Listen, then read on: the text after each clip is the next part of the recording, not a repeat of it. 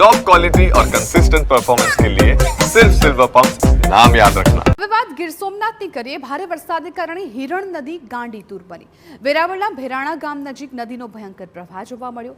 અનેક ગામોમાં વરસાદી પાણી ભરાઈ ગયા છે।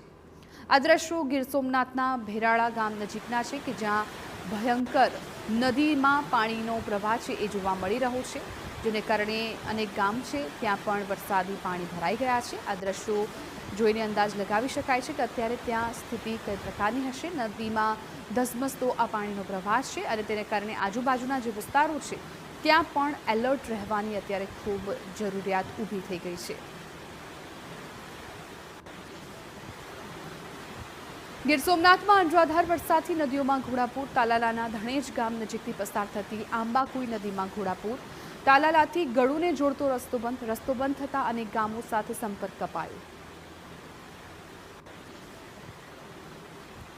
ત્યારે તાલાલાથી ગળુને જોડતો રસ્તો છે બંધ થઈ ગયો છે, કેમ કે ત્યાં મોટા પ્રમાણમાં લોકોની એ રસ્તા પરથી અવરજવર રહેતી હોય છે, પરંતુ અત્યારે વરસાદી પાણી એ રસ્તા પર ભરાઈ જવાને કારણે અનેક ગામનો સંપર્ક છે એ તૂટી ગયો છે।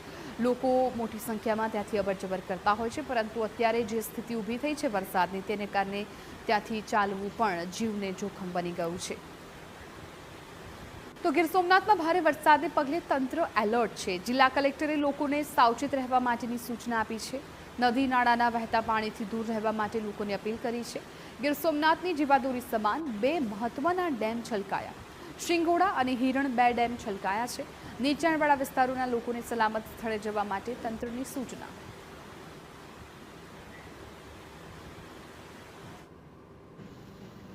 પાછલા લગભગ 36 કલાકથી જે વરસાદ પડી રહ્યો છે તેના કારણે અમુક જે કોઝવેઝ છે એમાંથી પાણી ઉપર જઈ રહ્યું છે, માટે સ્થાનિક તંત્રને સૂચના આપીને આ રસ્તાઓ બંધ કરવામાં આવેલા છે।